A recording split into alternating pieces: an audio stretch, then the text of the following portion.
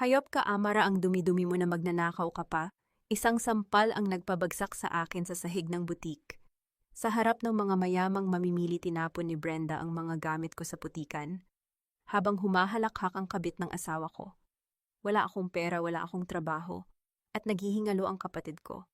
Pero tandaan niyo ang mukhang ito. Isang araw kayo naman ang luluhod sa harap ko. Sino nga ba ang tunay na marumi? Ang nagtitinda ng dangal o ang yumayapak sa dangal ng iba? Amara, ang amoy ng kahirapan mo ay dumudumi sa butik na ito, kaya huwag kang magtaka kung bakit walang gustong bumili sa section mo. Ang boses ni Brenda, ang manager ng butik, ay parang latigo na humahagupit sa pandinig ni Amara. Sa gitna ng nagkikintabang mga chandelier at amoy ng mamahaling pabango sa loob ng tindahan sa Makati, ang mga salitang iyon ay tila lason na kumakalat sa hangin. Habang sinasabi iyon ni Brenda, hawak ni Amara ang isang basahang microfiber pillet na pinapakintab ang glass case ng mga bag na ang halaga ay katumbas na ng sahod niya sa loob ng 3 taon. Sa loob ng bulsa ng kanyang uniforme, mahigpit niyang hinahawakan ng isang maliit at tuyong piraso ng pandesal, ang tanging pagkain na itinira niya para sa kanyang tanghalian upang ang bawat sentimo ng kanyang kakarampot na allowance ay maipon para sa gamot sa puso ng kanyang kapatid na si Junjun. Nanigas ang kanyang mga daliri. Ramdam niya ang bawat tibok ng kanyang puso na tila gustong kumawala sa kanyang dibdib sa tindi ng hiya. Ang mga katrabaho niyang kanina pa nagbubulungan sa gilid ay lalong naghagikikan, ang kanilang mga mata ay puno ng pangungutya habang nakatingin sa kanyang luma at kupas na sapatos na pilit niyang pininturahan ng itim upang magmukhang bago. Pasensya na po, Ma'am Brenda. Tinapos ko lang po ang pag-aayos ng mga display. Mahina at nanginginig ang boses na sagot ni Amara, hindi magawang itaas ang kanyang paningin. Eksaktong sa sandaling iyon, isang matandang babae ang pumasok sa loob ng butik. Simple lamang ang suot nito, isang luma at kupas na duster na tila binili lang sa palengke at isang tsinelas na manipis na ang swelas. Bitbit nito ang isang bayong na may lamang ilang gulay. "Excuse me, iha. Maaari ko bang makita ang scarf na iyon?"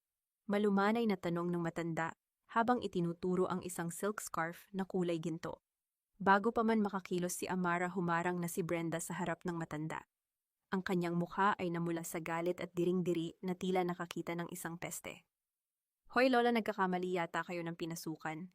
Hindi ito ukay-ukay at lalong hindi ito charity ward. Labas, nakakaistorbo kayo sa mga totoong customer namin. Gusto ko lang namang makita."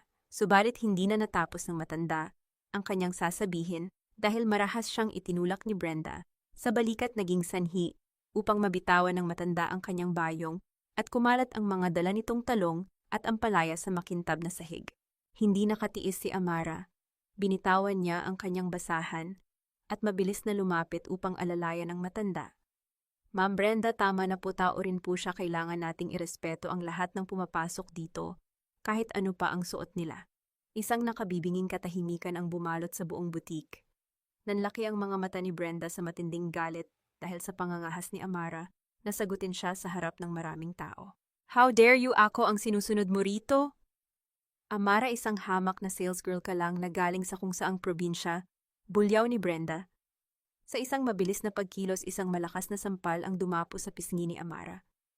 Ramdam niya ang nagbabagang init sa kanyang balat at ang lasa ng sarili niyang dugo sa loob ng kanyang labi.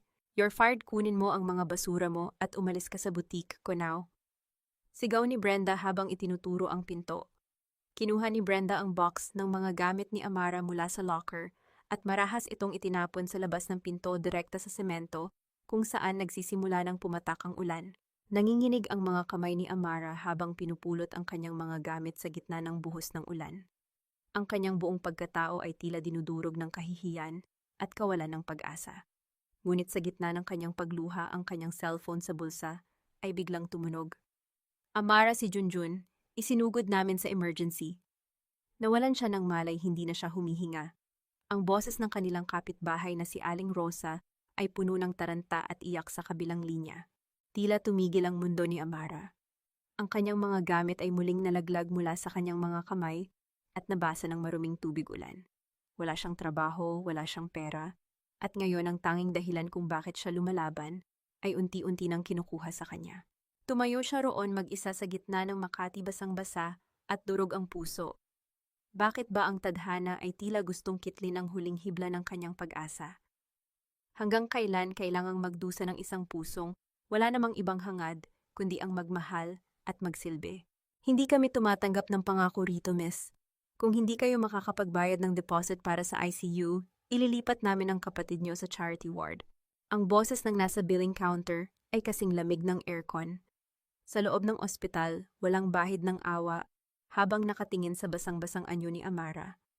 Ang bawat salita ay tila isang kutsilyong unti-unting hinihiwa ang natitirang lakas ni Amara.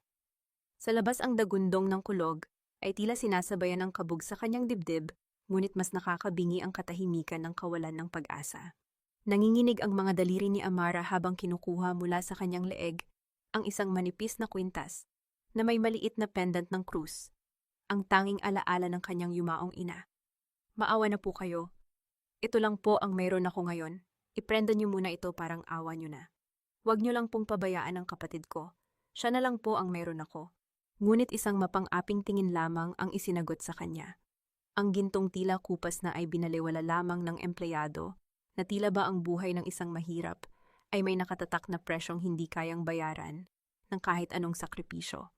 Napasandal si Amara sa malamig na pader, ang kanyang mga tuhod ay tuluyan ng bumigay. Napaupo siya sa sahig ng lobby, ang kanyang basang buhok ay nakadikit sa kanyang mukha, habang ang mga luha ay malayang dumadaloy at humahalo sa patak ng ulan mula sa kanyang damit. Sa gitna ng kanyang pagtangis, isang anino ang huminto sa kanyang harap. Isang pares ng mamahaling sapatos na balat ang tumambad sa kanyang paningin, kaiba sa mga tsinelas at sapatos na nagmamadaling dumadaan sa kanya. Tumayo ka, iha. Hindi sa sahig natatapos ang laban ng isang mabuting tao. Nag-angat ng tingin si Amara. Nanlaki ang kanyang mga mata nang makilala ang matandang babaeng tinulungan niya sa butik kanina. Ngunit wala na ang duster na kupas at ang bayong na luma. Ngayon ang matanda ay nababalot ng isang eleganteng itim na coat at sa likod nito ay dalawang lalaking nakabarong na tila mga bodyguard. Lola, ang tanging lumabas sa tuyong labi ni Amara. Ang pangalan ko ay Doña Felicidad Aragon. Wika ng matanda habang inuutusan ng isa sa kanyang mga tauhan na ibigay ang isang itim na card sa billing counter. Bayad na ang lahat ng gastusin sa ospital na ito, pati na ang operasyong kailangan ng kapatid mo. Mula ngayon, nasa ilalim na siya ng pangangalaga ng pamilya Aragon. Para kay Amara, ang mga salitang iyon ay tila musika mula sa langit. Hindi siya makapaniwala. Ang taong itinuring na basura ng kanyang dating manager ay ang isa sa pinakamakapangyarihang tao sa buong bansa. Nais niyang lumuhod at magpasalamat, ngunit hinawakan ni Doña Felicidad ang kanyang mga kamay. Doon muling napansin ng matanda ang suot na kwintas ni Amara at isang sandali ng kalungkutan ang dumaan sa mga mata ng Donya bago ito mabilis na naglaho. Bakit niyo po ito ginagawa para sa akin? Tanong ni Amara sa pagitan ng hikbi. Dahil sa gitna ng mundong puno ng plastik at kasamaan, ikaw lang ang nakakita sa akin bilang isang tao. Iyan ang kayamanang hindi kayang bilhin ng pera, Amara at Gran. Tugon ni Doña Felicidad. Lumapit ang matanda at hinaplos ang pisngi ni Amara na mamula-mula pa rin dahil sa sampal ni Brenda. Matalino ka, masipag, at may malinis na puso.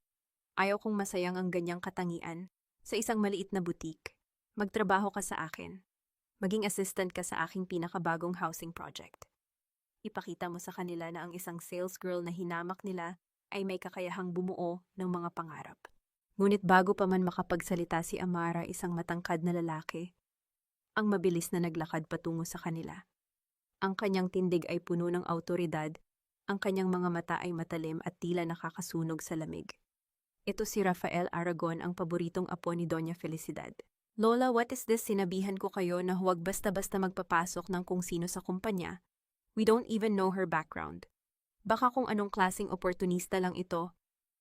Malamig na wika ni Rafael habang tinitingnan si Amara mula ulo hanggang paa na may halong pandidiri. Tumayo ng tuwid si Amara kahit pa nanginginig siya sa harap ng lalaking ito. Ang tingin ni Rafael ay tila isang paalala na ang mundong papasukin niya ay hindi puno ng rosas, kundi ng mga tinik na handang sumugat sa kanya sa bawat pagkakataon. Rafael, sapat na ang nakita ko para pagkatiwalaan siya, pagtatanggol ng matanda. Tumingin muli si Doña Felicidad, kay Amara ang kanyang boses ay naging seryoso. Ang pagkakataong ito ay isang pinto, Amara. Ngunit tandaan mo, sa loob ng Aragon Prime Properties, ang bawat sulok ay puno ng mga lobong nakasuot ng tupa. Handa ka na bang harapin ang mundong ito? Funtata. Tumingin si Amara sa direksyon ng emergency room kung nasaan ang kanyang kapatid, at pagkatapos ay tumingin siya ng diretso sa mga mata ni Rafael. Handa na po ako, Doña Felicidad. Gagawin ko ang lahat para sa kapatid ko. Hindi sumagot si Rafael, sa halip ay isang mapait na ngisi lamang ang iginawad niya kay Amara bago tumalikod. Sa likod ng kanyang mga mata, may isang lihim na galit na tila matagal nang nakabaon, at ang pagdating ni Amara ay tila ang mitsa na magpapasiklab sa isang apoy na hindi pa nila inaasahan. Huwag mong isipin na dahil dinala ka rito ng lola ko ay ligtas ka na. You are nothing but a charity case, Amara. At sa kumpanyang ito ang mga palamuti ay itinatapon kapag wala ng silbi. Ang boses ni Rafael ay kasing talas ng diamante habang nakaupo siya sa likod ng kanyang malawak na mesa na gawa sa mahogany. Hindi man lamang siya nag-angat ng tingin mula sa mga dokumentong binabasa niya, ngunit ramdam ni Amara ang bigat ng presensya nito na tila isang pader na unti-unting umiipit sa kanya. Tumayo si Amara ng tuwid sa gitna ng opisina na tila isang palasyo sa laki. Ang kanyang mga paa na nakasuot ng bagong sapatos na binili ni Doña Felicidad ay tila nanghihina sa sobrang kinang ng marmol na sahig. Ramdam niya ang lamig ng aircon na tumatagos sa kanyang murang blazer, ngunit mas matindi ang panginginig ng kanyang kalooban. Sa labas ng salaming dingding ng opisina, kitang-kita ang nagtataasang gusali ng Makati. Isang mundong dati ay tinitingnan niya lang mula sa malayo, mula sa bintana ng jeepney, habang nangangarap na balang araw ay makatikim ng ginhawa. Ngunit ngayong narito na siya, tila mas malayo pa rin ang distansya ng kanyang puso sa marangyang buhay na ito. Ang bawat hakbang niya sa lobby kanina ay sinundan ng mga matatalim na tingin at bulungan ng mga empleyadong nakasuot ng mga designer suits. Para sa kanila, siya ay isang amoy pawis na dayuhan na pilit isinasalaksak sa kanilang marangal na kumpanya. Narito po ako para magtrabaho, Sir Rafael. Hindi ko po hangad ang maging palamuti lamang, mahinahon ngunit may paninindigan na sagot ni Amara. Mahigpit niyang hinawakan ang strap ng kanyang bag, ang kanyang mga kuko ay bahagyang bumaon sa balat ng kanyang palad, isang paalala na kailangan niyang maging matatag para kay Junjun. Isang mapait na tawa ang kumawala sa mga labi ni Rafael bago siya dahan-dahang tumingin ng diretso sa mga mata ni Amara. Trabaho. Alam mo ba kung anong klaseng trabaho ang ginagawa rito? Hindi ito pagtitinda ng scarf o pagpupunas ng salamin, Amara. Dito ang bawat pagkakamali ay milyon-milyong piso ang halaga. Do you even know how to read a financial statement? Bago pa makasagot si Amara, bumukas ang pintuan ng opisina at pumasok ang isang babaeng tila galing sa cover ng isang fashion magazine. Si Celine. Ang bawat hakbang nito ay puno ng kayabangan, ang tunog ng kanyang takong sa sahig ay tila isang babala. Huminto siya sa tabi ni Rafael at natural na ipinatong ang kamay sa balikat nito. Oh, Rafael, darling, is this the girl ang sinasabi nilang miracle worker ni Doña Felicidad?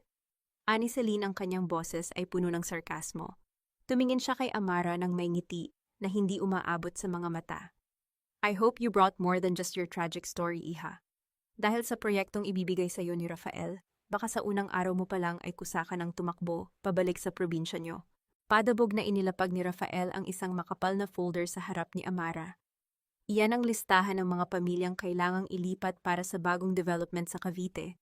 Ang mga taong iyan ay kasing tigas ng ulo mo. Kung talagang magaling ka, kumbinsihin mo silang umalis sa loob ng isang linggo nang walang gulo. Kung hindi, huwag ka nang mag-abalang bumalik sa opisinang ito. Kinuha ni Amara ang folder. Ramdam niya ang panginginig ng kanyang mga kamay, hindi dahil sa takot, kundi dahil sa bigat ng responsibilidad at sa pang-aalipusta na kanyang nararanasan. Tiningnan niya ang mga pangalan sa listahan, mga pamilyang katulad niya ay nangangarap din ng sariling masisilungan. Sa kanyang pagtalikod, upang lumabas, sandaling huminto si Amara sa tapat ng isang maliit na halaman sa gilid ng pinto, na tila nalalanta na dahil sa sobrang lamig ng aircon. Nang walang nakakakita, dahan-dahan niyang inalis ang isang tuyong dahon at bahagyang inayos ang pwesto nito upang masikatan ng kaunting liwanag mula sa bintana. Isang maliit na kilos ng pagmamalasakit na likas sa kanyang pagkatao kahit sa gitna ng mundong walang pakiramdam. Habang naglalakad siya sa hallway, narinig niya ang tawanan ni Celine at Rafael mula sa loob ng opisina. Ang tunog ng kanilang halakhak ay tila mga tinik na tumutusok sa kanyang pagkatao. Bakit ba ang mundong ito ay tila ginawa lamang para sa mga taong may ginto sa bulsa? May puwang pa ba ang isang tulad niya na ang tanging baon ay isang malinis na hangarin at pusong marunong magmahal? Napahinto siya nang mapansin ang isang figura sa dulo ng hallway. Si Brenda, ang kanyang dating manager sa butik na ngayon ay may suot na ID ng kumpanya at may dalang mga dokumento. Nagtagpo ang kanilang mga mata at isang nakakapangilabot na ngisi ang gumuhit sa mga labi ng babaeng sumira sa kanyang dangal noon. Siguraduhin mong bawat segundo ng pananatili niya rito ay magiging parang impyerno, Brenda. Hindi dapat lumagi sa tabi ni Rafael ang isang basurang katulad niya. Ang mga salitang iyon ni Celine ay tila mga lason na dahan-dahang gumagapang sa hallway direkta sa pandinig ni Amara na noon ay nakatayo sa likod ng bahagyang nakabukas na pinto ng pantry. Ang tray na hawak niya na naglalaman ng 2 tasa ng kape na binili niya gamit ang sarili niyang maliit na pera para sana pasalamatan ng mga katrabaho ay bahagyang nayanig sa kanyang mga kamay. Ang miyamay ng tadhana ay tila isang masamang biro. Habang iniisip ni Amara kung paano magiging kapaki-pakinabang at kung paano makikisama ng maayos ang mga taong nasa paligid niya, ay abala na sa paghuhukay ng kanyang libingan. Ang bawat tibok ng kanyang puso ay tila isang babala, isang paalala na ang gintong palasyong ito ay punong-puno ng mga patibong na hindi niya nakikita. Dahan-dahang lumabas si Amara mula sa kanyang pinagtataguan, pilit na pinapakalma ang kanyang paghinga. Nakita niya sina Celine at Brenda na nagtatawanan, ang kanilang mga mukha ay puno ng pagkukunwari at kasamaan. Sa isang iglap nang mapansin ni Celine ang presensya ni Amara, biglang nagbago ang anyo nito. Ang matatalim na mata ay naging malumanay at ang boses na kanina ay puno ng lason ay naging kasing tamis ng asukal. "Oh, Amara, you're here. Napaka-thoughtful mo naman na ipagtimpla kami ng kape," ani Celine habang lumalapit at akmang kukunin ng tray. "I was just telling Brenda how lucky we are to have someone so diligent in the office. Right, Brenda?" Isang mapang-asar na ngisi ang iginawad ni Brenda. "Of course, Celine." Sanay naman si Amara sa mga ganitong gawain. From sales girl to coffee girl, hindi ba bagay na bagay sa kanya ang amoy ng pantry. Hindi sumagot si Amara. Alam niyang ang bawat salitang ilalabas niya ay gagamitin laban sa kanya.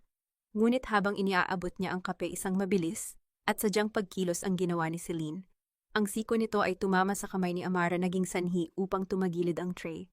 Ang mainit na kape ay dahan-dahang kumalat sa ibabaw ng mga dokumentong kanina papinagpupuyatan ni Amara para sa proyektong ibinigay ni Rafael. Ang mga puting papel ay unti-unting naging kulay kape.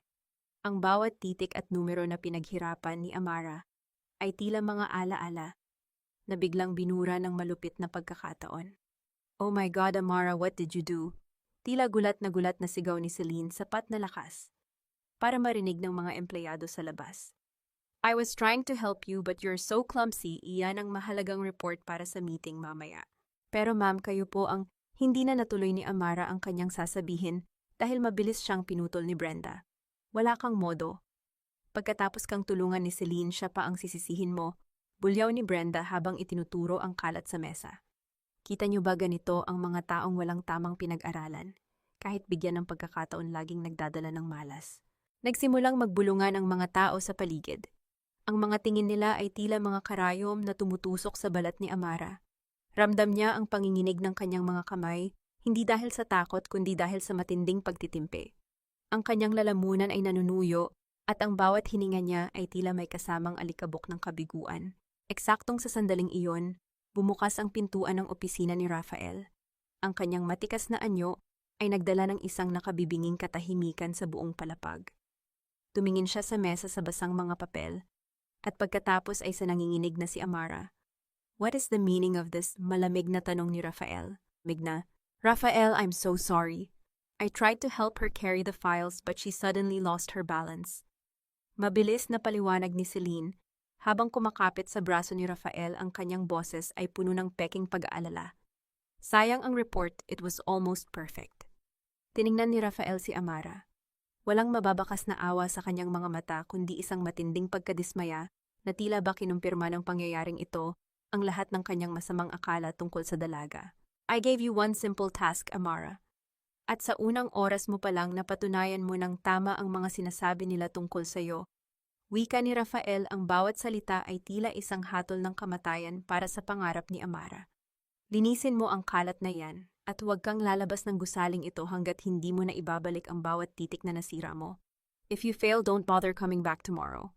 Habang paalis ang tatlo, muling lumingon si Brenda at bumulong ng napakahina, sapat lamang para marinig ni Amara. This is just the beginning, Amara. Hindi ka nababagay dito. Babalik ka rin sa kangkungan kung saan ka nanggaling. Naiwang mag-isa si Amara sa pantry, hawak ang basahang ginagamit niya upang punasan ang kape sa sahig. Ang bawat haplos niya sa malamig na tiles ay tila isang simbolo ng kanyang nadudurog na dangal. Sa labas ang araw ay unti-unti nang lumulubog, ngunit sa puso ni Amara ang dilim ay tila hindi na matatapos. Bakit ba ang pagpapakitang tao ay mas pinaniniwalaan kaysa sa katotohanan? Sa mundong ito ng mga nakasuot ng seda at ginto, may puwang pa ba ang isang tulad niya na ang tanging baon ay ang kanyang integridad at ang pangakong muling bubuhayin ang kanyang kapatid? Ang bawat pintig ng orasan sa dingding ng opisina ay tila isang mabigat na martilyo na tumatama sa pagod na kaisipan ni Amara. 2:00 na ng madaling araw. Ang dambuhalang gusali ng Aragon Prime Properties na kanina ay punong-puno ng ingay at nagmamadaling mga tao ay balot na ngayon ng isang nakabibinging katahimikan. Ang tanging naririnig na lamang ay ang mahinang ugong ng aircon at ang bawat paghinga ni Amara na tila may kasamang pait at pagod. Sa kanyang lamesa, nakakalat ang mga papel na may mga mantsa pa ng kape, mga saksi sa malupit na biro ni Celine at Brenda. Ngunit sa halip na sumuko ang bawat mantsa ay naging mitya ng kanyang determinasyon. Gamit ang isang lumang bolpen at ang kanyang natitirang lakas, muling isinusulat ni Amara ang bawat numero, ang bawat pangalan ng mga pamilyang umaasa sa housing project na ito. Ang kanyang mga mata ay namumula na at mahapdi ang bawat titik na kanyang isinusulat ay tila lumalangoy sa kanyang paningin dahil sa antok, ngunit hindi siya pwedeng tumigil. Naalala niya ang mukha ni Junjun sa ospital, ang maputlang labi ng kanyang kapatid at ang mahinang tibok ng puso nito. Para sa iyo ito, Junjun, hindi tayo susuko. Bulong niya sa hangin, ang kanyang boses ay tila isang panalangin na pilit kumakawala sa apat na sulok ng malamig na silid. Hindi niya alam na sa dilim ng hallway isang figura ang tahimik na nagmamasid. Si Rafael. Bumalik siya sa opisina dahil may nakalimutang dokumento, ngunit ang natuklasan niya ay hindi niya inaasahan. Inasahan niyang makikita si Amara na umiiyak, o di kaya ay sumuko na at umuwi gaya ng ginagawa ng mga taong hindi sanay sa hirap. Ngunit ang nakita niya ay isang babaeng ang tanging sandata ay ang kanyang integridad, nakikipaglaban sa antok at gutom upang patunayan ang kanyang halaga. Nakita ni Rafael ang panginginig ng mga kamay ni Amara habang binubuksan nito ang isang maliit na plastic na naglalaman ng matigas na piraso ng tinapay, ang kanyang tanging hapunan. Isang kakaibang kurot ang naramdaman ni Rafael sa kanyang dibdib, isang damdaming matagal na niyang ibinaon sa ilalim ng kanyang pagiging mapagmataas. Ang mga kamay ni Amara ay hindi makinis, gaya ng mga babaeng nakakasalamuhan niya sa mga gala.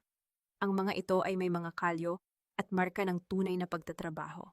Sa isang sandali, ang imahe ni Amara bilang isang charity case ay naglaho at ang nakita niya ay isang mandirigma na ang dangal ay hindi kayang dumihan ng kahit anong mantsa ng kape. Nang sumapit ang madaling araw, ang huling pahina ng report ay natapos na rin. Maayos na iniligay ni Amara ang folder sa ibabaw ng mesa ni Rafael. Ang kanyang bawat galaw ay puno ng pag-iingat na tila ba hawak niya ang buong kinabukasan ng pamilya Aragon. Sa sobrang pagod, hindi na niya nagawang lumakad patungo sa sofa. Naupo siya sa kanyang silya, ang kanyang ulo ay dahan-dahang sumandal sa matigas na lamesa at ang kanyang diwa ay tuluyan ng nilamon ng mahimbing na tulog. Pumasok si Rafael sa opisina nang sumikat na ang araw. Ang liwanag ng umaga ay tumatama sa mukha ni Amara na kahit sa gitna ng pagtulog ay bakas pa rin ang pagod at ang bahid ng tuyong luha sa kanyang pisngi. Dahan-dahang lumapit si Rafael, ang kanyang bawat hakbang ay tila ayaw gumawa ng kahit anong tunog upang hindi mabulabog ang kapayapaan ng dalaga. Kinuha ni Rafael ang folder at binasa ang nilalaman nito. Hindi lamang ito basta report.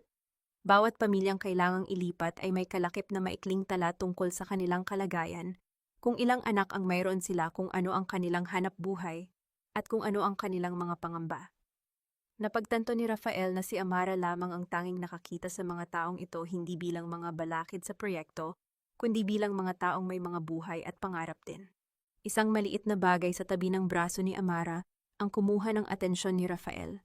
Isang lumang litrato na bahagyang lukot na at kupas na ang kulay. Dahan-dahan itong kinuha ni Rafael. Sa litrato makikita ang isang masayang bata si Junjun na nakayakap kay Amara sa harap ng isang maliit na dampa.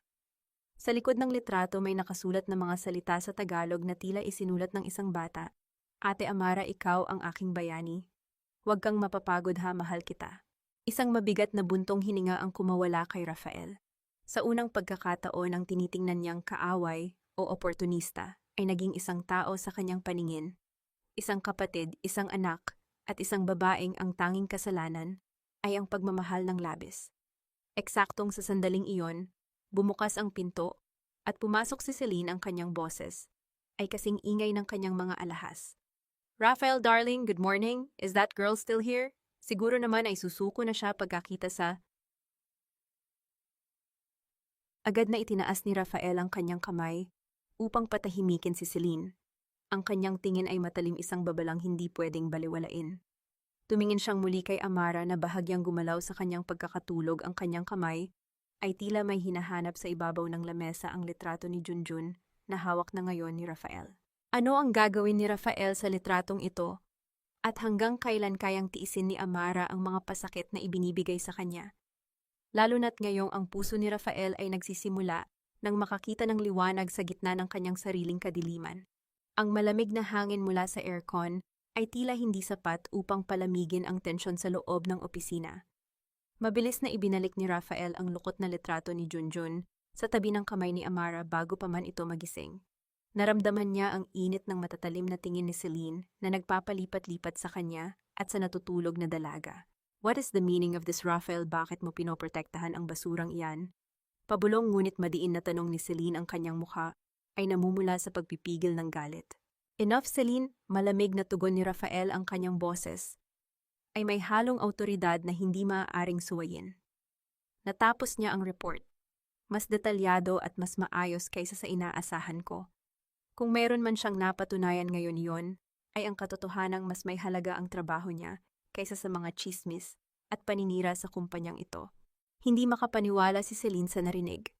Ang kanyang mga kuko ay bumaon sa kanyang mamahaling bag. Bago pa man siya makasagot, dahan-dahang iminulat ni Amara ang kanyang mga mata. Napakurap-kurap siya, pilit na inaayos ang paningin sa liwanag ng umaga. Nang makita niya sina Rafael at Celine na nakatayo sa kanyang harapan, agad siyang napatayo ang kanyang puso ay nagsimulang kumabog ng mabilis.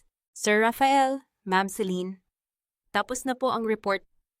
Nanginginig ngunit puno ng pag-asa ang boses ni Amara habang itinuturo ang folder sa ibabaw ng mesa.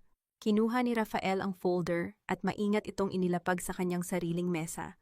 Wala na ang malamig na tingin na ginamit niya kahapon. Sa halip may isang bahagyang respeto na ngayon ay sumisilip sa kanyang mga mata. You did well, Amara. Maaari ka nang umuwi at magpahinga. Ipapatawag na lang kita kung kailangan ko ng tulong sa presentasyon. Para kay Amara ang mga salitang iyon ay tila isang nakakapasong patak ng ulan sa gitna ng matinding tagtuyot. Gusto niyang maluha sa ginhawa, ngunit pinigilan niya ang sarili. Salamat po, Sir Rafael. Gagawin ko po ang lahat para hindi kayo mabigo. Habang nag-aayos ng kanyang mga gamit, hindi napansin ni Amara ang matalim na sulyap ni Celine na tila isang punyal na nakatarak sa kanyang likod. Nang tuluyang makalabas si Amara ng opisina, ang bawat hakbang niya palayo ay tila naghuhukay ng mas malalim na galit sa puso ng nobya ni Rafael. Kinahapunan habang nag-aabang ng jeepney, pauwi isang itim na kotseng may tinted na salamin ang huminto sa harap ni Amara. Bumukas ang bintana at bumungad ang maamong mukha ni Doña Felicidad. Sumakay ka, iha. May pupuntahan tayo, malumanay ngunit mariin na wika ng matanda. Wala nang nagawa si Amara kundi ang sumunod.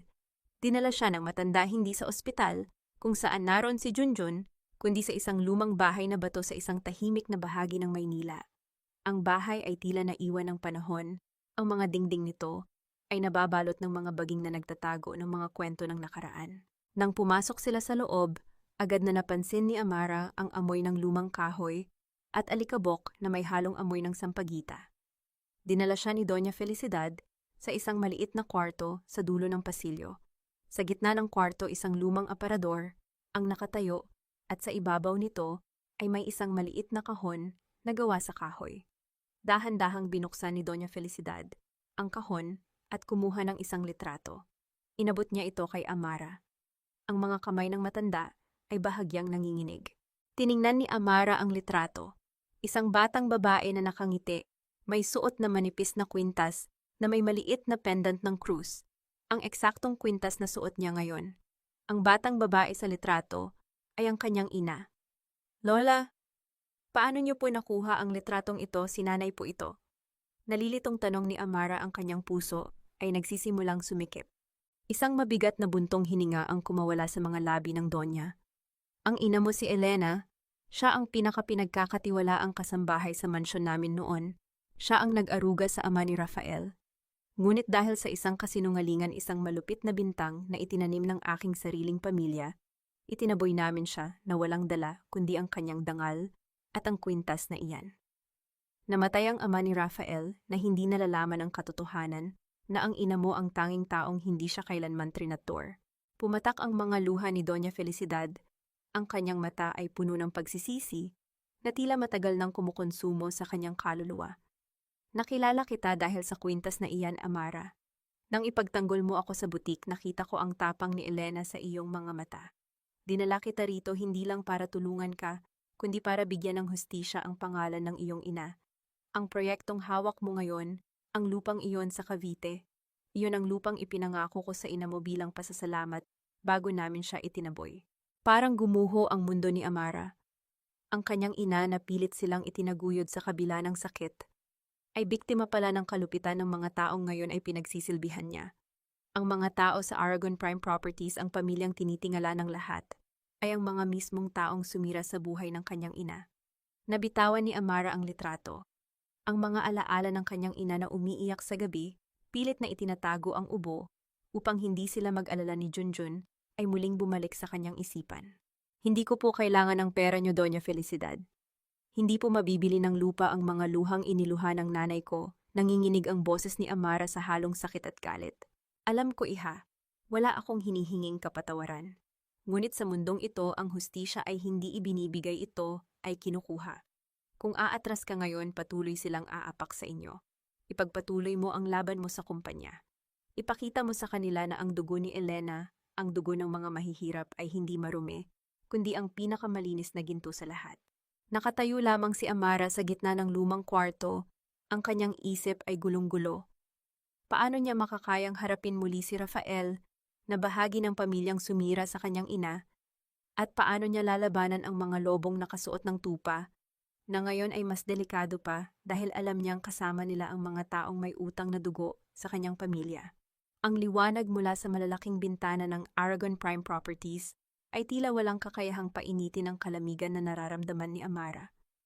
Sa bawat hakbang niya sa makintab na pasilyo, ang mga salita ni Doña Felicidad ay pabalik-balik na umaalingaw-ngaw sa kanyang isipan, tila mga multo na hindi gustong manahimik.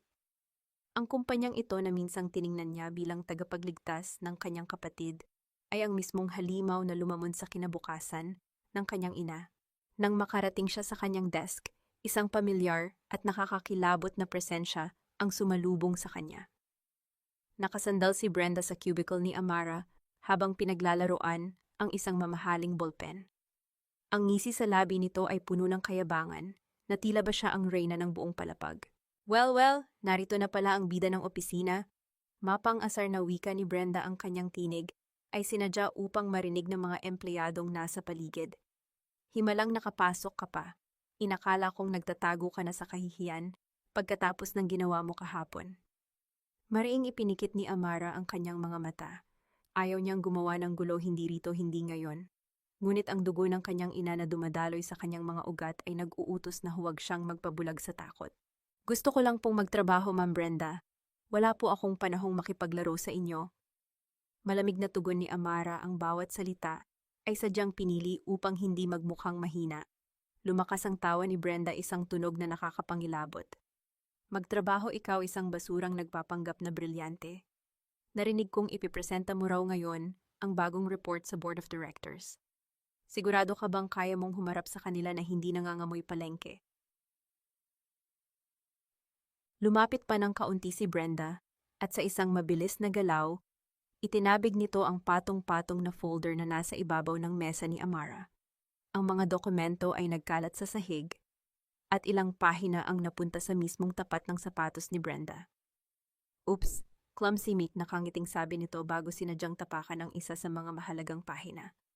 Pakidampot nga Amara, hindi ba't sanay ka naman sa ganyan? Ang mamulot ng basura. Ang katahimikan sa paligid ay nakakabingi. Ang ilang mga empleyado ay nanonood lamang natatakot na makisali o baka naman ay nag-e-enjoy sa palabas. Ramdam ni Amara ang pag-akyat ng dugo sa kanyang ulo. Nakikita niya ang anyo ni Brenda, ang simbolo ng lahat ng pang-aapi at kawalang katarungan na dinanas niya at ng kanyang pamilya. Dahan-dahang yumuko si Amara. Nakita ni Brenda ang pagkilos na iyon at lalong lumawak ang ngisi nito, nag-aakalang nanalo na naman siya sa pagpapababa ng dangal ng dalaga. Ngunit hindi pinulot ni Amara ang papel. Sa halip, dinampot niya ang basurahan sa ilalim ng kanyang desk at itinapon ang lahat ng nilalaman nito, kabilang ang mga ginamit na tissue at tirang pagkain, direkta sa paanan ni Brenda. Nanlaki ang mga mata ni Brenda. Napatili ito nang makitang nadumihan ang kanyang mamahaling sapatos na balat.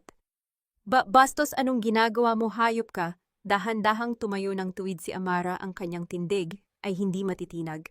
Ang kanyang mga mata ay nag-aapoy sa galit, ngunit ang kanyang boses ay nananatiling kontrolado, kasing lamig ng asero. Kayo na po ang nagsabi, Ma'am Brenda. Sanay akong mamulot ng basura, pero mas sanay akong makilala kung sino ang totoong basura. Walang kurap na sabi ni Amara.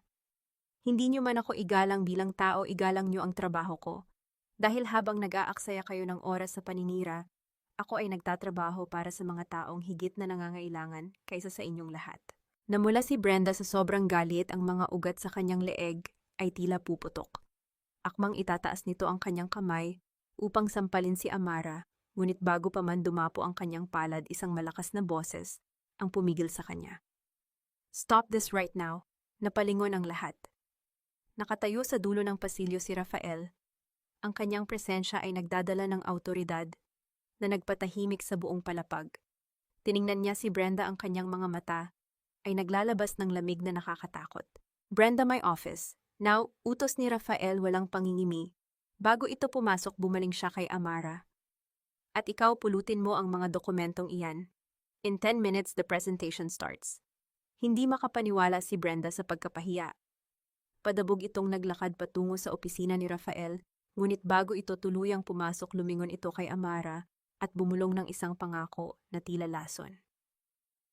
Tapusin mo man ang presentasyon mo, sisiguraduhin kong hindi ka aabutin ng bukas. Sa loob ng boardroom, hawak ni Amara ang kanyang mga dokumento. Ang kanyang mga kamay ay bahagyang nanginginig. Nakaharap siya sa mga taong mayayamang nakasuot ng maiinam na kasuotan, ang mga taong nagtataglay ng kapangyarihang magdesisyon kung sino ang mabubuhay at sino ang magdurusa. Tumingin siya kay Rafael at sa isang mabilis na pagkakataon, nakita niya ang isang bahagyang senyas ng pag-ayon mula sa binata. At sa sandaling iyon, alam ni Amara na hindi na siya ang dating babaeng nagtatago sa anino ng kanyang kahirapan. Ang batang iyakin ay namatay na. Ang ipinanganak mula sa mga abo ng kanyang nakaraan ay isang mandirigma na handang lumaban para sa katotohanan.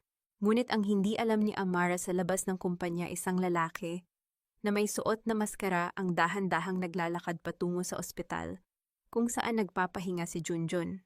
Sa kanyang kamay ay isang ineksyon na naglalaman ng likido na hindi para sa pagpapagaling. Ang bawat detalye sa projection screen ay tila mga boses ng pamilyang humihingi ng tulong, at si Amara ang kanilang naging tagapagsalita. Ang boardroom na karaniwang puno ng mga kalalakihang nagbabangayan tungkol sa kita at pagkalugi ay tahimik na nakikinig sa mga salitang lumalabas sa bibig ng isang dating sales girl. Ang presentasyon ay hindi na tungkol sa paggawa ng maraming pera.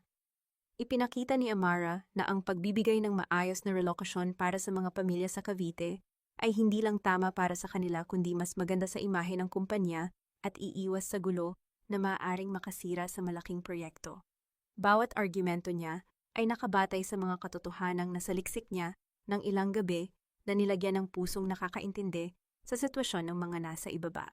Kahit na si Celine na nakaupo sa gilid at laging naghahanap ng pagkakamali ay hindi makapagsalita. Nakita ni Rafael ang kakaibang kislap sa mga mata ng mga miyembro ng board.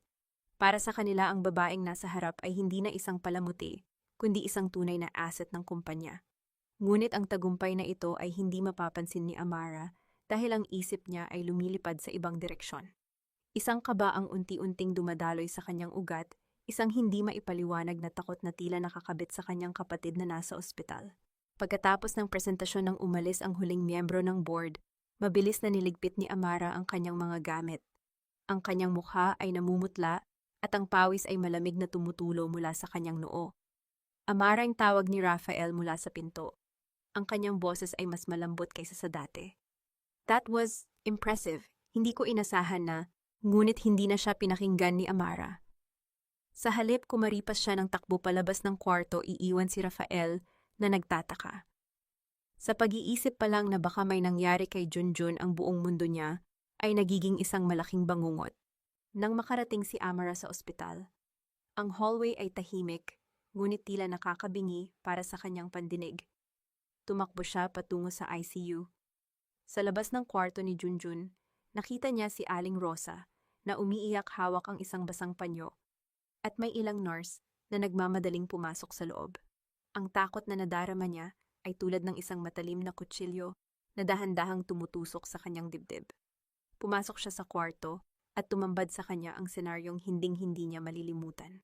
Ang kanyang kapatid na si Junjun na ilang araw na lang sana ay magkakaroon na ng operasyon ay wala ng malay.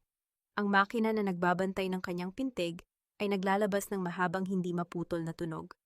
Ang doktor at mga nurse ay abala sinusubukang buhayin muli ang puso ng bata gamit ang defibrillator. Hindi, Junjun, hindi, sigaw ni Amara. Lumapit siya subalit pinigilan siya ng isang nurse. Ano ang nangyari? Ayos na siya kanina. Ano ang nangyari? Ang mga luha ay bumaha sa kanyang mukha habang pinipilit siyang ilabas ng kwarto.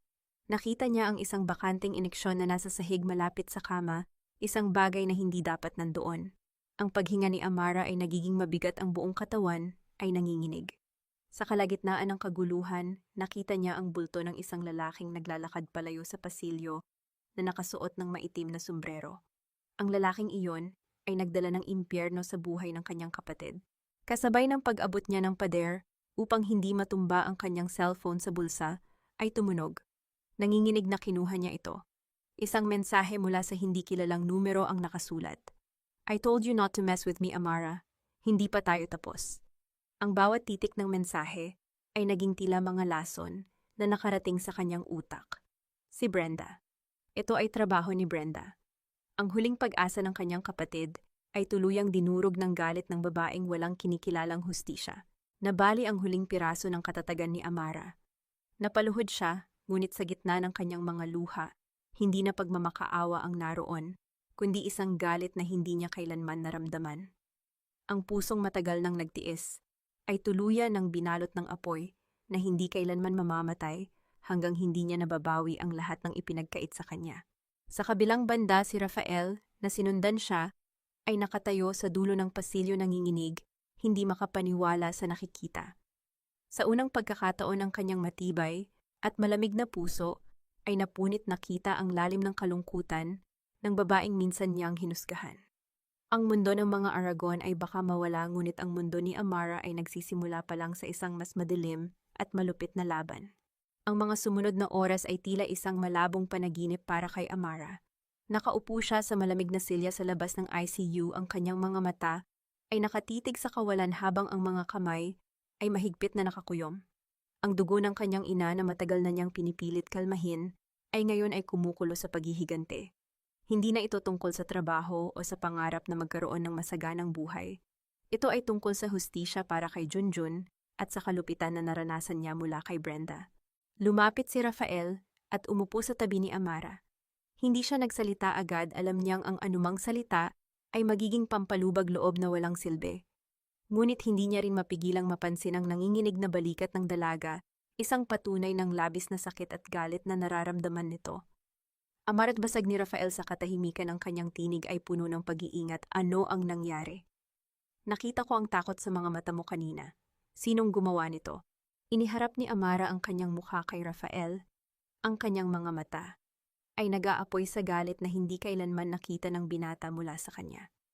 Inilabas niya ang kanyang cellphone at ipinakita ang mensaheng naglalaman ng pananakot mula kay Brenda. Ang mukha ni Rafael ay nagbago mula sa pagtataka patungo sa matinding galit. Ang kanyang panga ay tumigas at ang kanyang mga kamao ay nakakuyom. Brenda! Bulong ni Rafael, ang bawat titik ng pangalan ay tila isang sumpa. Paano niya nagawa ito? Bakit? Dahil hindi niya matanggap na ang isang basurang gaya ko ay may kakayahang tumayo sa sariling mga paa. Sagot ni Amara, ang bawat salita ay binibigkas ng may diin na tila nanggagaling sa kailaliman ng kanyang kaluluwa. At ngayon pati ang kapatid ko ay idinawit niya. Hindi ko siya mapapatawad, Rafael. Hindi ko palalagpasin ito. Naramdaman ni Rafael ang bigat ng mga salita ni Amara. Ang kanyang mundo na noon ay napapaligiran ng yaman at proteksyon ay gumuho nang makita ang katotohanang may mga tao pa palang kaya gawin ang pinakamasama para lang masunod ang kanilang kasakiman. Hindi ka nag-iisa sa labang ito, Amara. Wika ni Rafael, ang kanyang mga mata ay nagpapakita ng determinasyon. Gagawin ko ang lahat para maparusahan ang gumawa nito. Hindi ko hahayaang masaktan ka muli. Sa unang pagkakataon, ang kislap ng pag-asa ay bumalik sa mga mata ni Amara kahit pa ito ay kasama ng takot. Ngunit hindi sapat ang mga pangako. Kailangan nila ng ebidensya. Bumalik sila sa Aragon Prime Properties, kinabukasan ng hangin ay tila mas mabigat at puno ng tensyon. Sa lobby pa lamang napansin na ni Amara ang mapang-asar na ngiti ni Brenda. Ang mga tingin nito ay puno ng kayabangan na para bang alam nitong wala nang magagawa si Amara kundi ang umiyak at sumuko. Ngunit hindi niya alam na si Amara ay nag-iba na. Habang papunta si Amara sa kanyang mesa, nilapitan siya ni Celine, ang kanyang muka ay puno ng pagkukunwari ng pag-aalala. O Amara, nabalitaan ko ang tungkol sa kapatid mo. I'm so sorry. I hope he recovers soon. Salamat, Ma'am Celine, malamig na sagot ni Amara. Sana lang ay hindi tayo mawala ng pag-asa. Alam ko namang maraming tao ang handang gawin ang lahat, kahit ang makapanakit para sa kanilang sariling interes. Ang mga salitang yon ay tumama kay Celine na parang isang malamig na tubig sa kanyang mukha. Naramdaman niyang may nagbago kay Amara. Ang batang babae na umiiyak sa gilid ng pinto ay wala na. Sa halip ay isang babaeng hindi natatakot na harapin ang mga kasinungalingan ng mundo. Kinahapunan, habang abala si Amara sa pagkuha ng mga dokumento sa archives, napansin niya ang isang kahinahinalang paggalaw sa likod ng malalaking estante ng mga file. Si Brenda. Nagmamadali itong naghahanap ng kung ano at may inilalagay na mga papeles sa loob ng isang itim na bag. Dahan-dahang lumapit si Amara, sinisigurong hindi gumagawa ng kahit anong ingay. Nakita niya ang isang folder na naglalaman ng mga pangalan, numero ng mga account at mga pirma na hindi kanya kundi kay Brenda at kay Celine. Ang mga dokumentong iyon ay hindi lamang patunay ng pagnanakaw. Ang mga ito ay ang mismong plano kung paano ibagsak ang Aragon Prime Properties at ilipat ang milyon-milyong piso sa kanilang sariling mga bulsa. Hindi nakapagpigil si Amara. Mabilis niyang kinuha ang kanyang cellphone at inilabas ang camera. Kinuha niya ang mga larawan ng bawat pahina. Ang kanyang mga kamay ay nanginginig, ngunit may layuning hindi siya papayag na ang mga demonyong ito ay magwagi. Nang makalabas si Amara, nakita niya si Rafael na naglalakad sa pasilyo. Agad siyang lumapit at inilabas ang mga larawan. Ang mga mata ni Rafael ay nanlaki, ang kanyang mukha ay nagpakita ng labis na pagkadismaya at galit. Ang babaeng pinapangarap niyang makasama sa habang buhay, ang pamilyang itinuring niyang sarili, ay ang mismong nagtatraidor sa kanya at sa buong kumpanya. Ngunit bago pa man makapag-isip si Rafael ng kanyang susunod na hakbang, ang alarm ng buong building ay biglang tumunog. Ang mga ilaw ay naging pula at ang mga pinto ay nagsimulang magsara. Security breach sa archive room, ang sigaw ng isa sa mga gwardiya na tumatakbo. Ang puso ni Amara ay kumabog ng mabilis. Si Brenda ay nag-ipon na ng sapat na puwersa upang wasakin hindi lamang ang kanyang kinabukasan, kundi pati ang mga pangarap na binuo nila kasama ng mga pamilya sa Cavite. Ang apoy ng labanan ay hindi na lamang nakakulong sa pamilya Aragon. Ito ay pumutok na at nagsisimula na ang digmaan na walang makakaligtas kundi ang may pinakamatibay na paninindigan. Ang tunog ng alarm ay tila isang malaking halimaw na nagwawala sa loob ng nagtataasang pader ng Aragon Prime Properties. Bawat kislap ng pulang ilaw ay nagpapaalala kay Amara na ang oras ay nauubos. Habang nakatingin si Rafael sa mga larawan sa cellphone, ang kanyang matibay na mundo ay gumuho tulad ng isang kastilyong buhangin. Si Celine, ang babaeng itinuring niyang kapareha, ay walang iba kundi isang ahas na nagtatago sa damuhan. Kailangan nating lumabas dito. Malamig ngunit mabilis na utos ni Rafael. Hinawakan niya ang kamay ni Amara, ang paghawak nito ay hindi mahigpit na nakakasakit, ngunit nagbibigay ng kakaibang init at proteksyon na ngayon lang naramdaman ng dalaga mula sa binata. Tumakbo sila sa mga pasilyo, umiiwas sa mga gwardya, na ngayon ay nagmamadaling naghahanap sa kung sino ang pumasok sa archive room. Alam ni Amara na hindi sila pwedeng mahuli dahil hawak niya ang ebidensya na pwedeng sirain sina Celine at Brenda. Dito bulong ni Rafael sabay hila kay Amara sa isang sikretong pinto na ginagamit lamang ng mga tagapaglinis.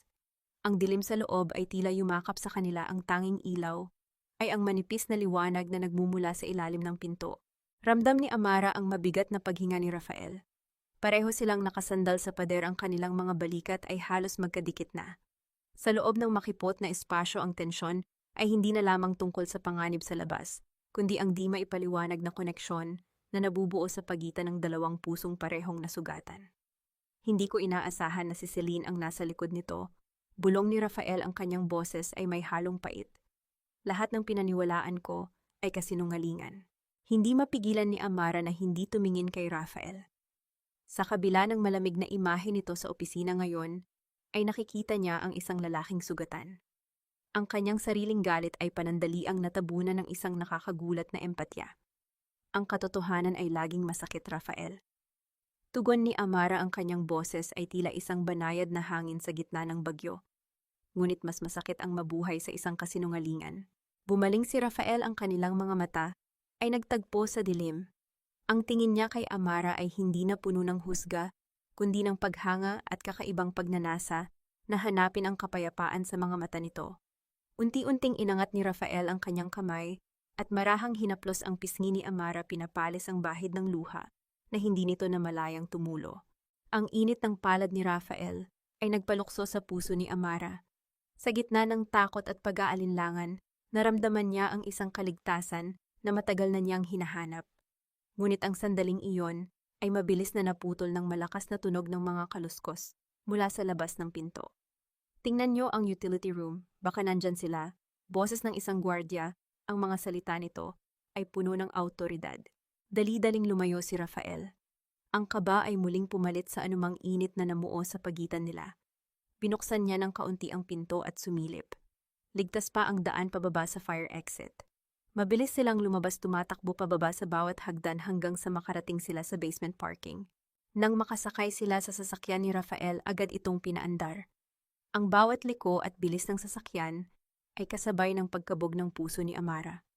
Ngunit bago pa man sila tuluyang makalabas sa gate, isang itim na van ang humarang sa kanilang daan. Bumaba mula sa van ang ilang mga lalaking nakasuit na tila hinihintay na sila. At sa gitna nila lumabas si Brenda, ang kanyang mukha ay puno ng kasamaan. Saan niyo balak pumunta ang mga magnanakaw? Dapat sa kulungan ang bagsak. Madiin na wika ni Brenda, hawak ang isang manipis na folder na tila pamilyar kay Amara. Bumaba si Rafael, ang kanyang tindig ay puno ng lakas, hindi nagpapakita ng kahit anong takot.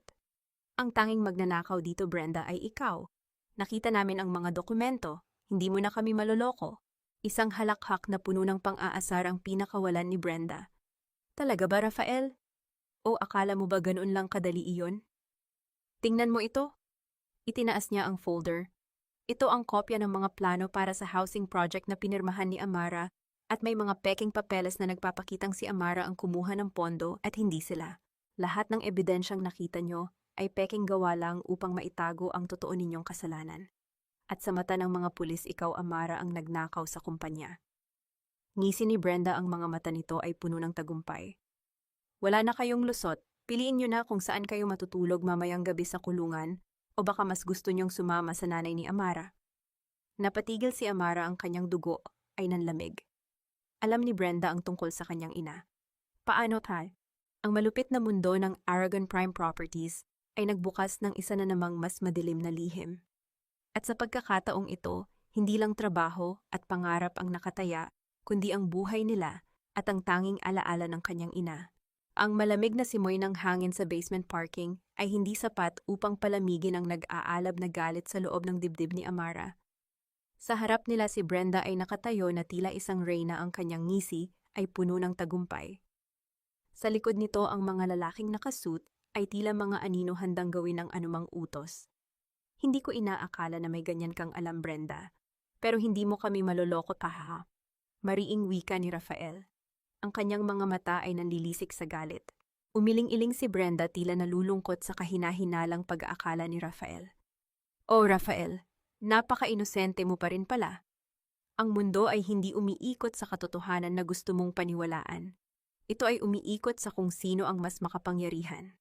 Inangat ni Brenda ang folder sa kanyang kamay na naglalaman ng mga pekeng dokumento na nagpaparatang kay Amara. At sa pagkakataong ito, ako ang mas makapangyarihan.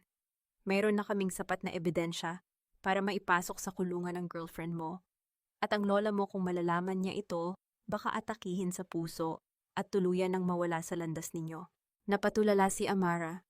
Ang takot para kay Doña Felicidad ay pumalit sa kanyang galit. Hindi niya hahayaang masaktan pa ang matanda na tumulong sa kanya. Ngunit bago pa man siya makakilos isang puting sasakyan, ang mabilis na huminto sa likod ng van ni Brenda. Bumukas ang pinto at bumaba si Celine, ang kanyang mukha ay puno ng peking pag-aalala.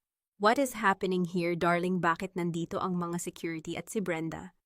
Tanong ni Celine, ngunit ang kanyang mga mata ay nagtagpo ng isang sulyap sa mga mata ni Brenda.